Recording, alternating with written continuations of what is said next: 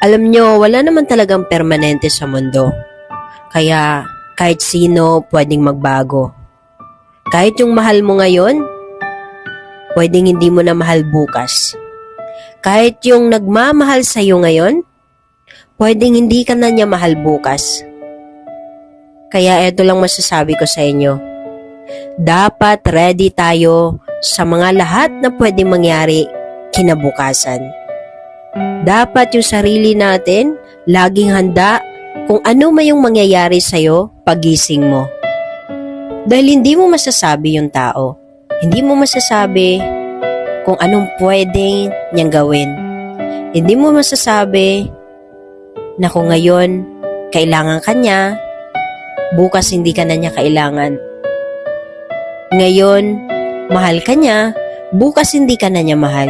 Kaya lagi mong tandaan, always be ready to survive alone. Dahil lahat ng tao ay nagbabago. Tandaan nyo yan.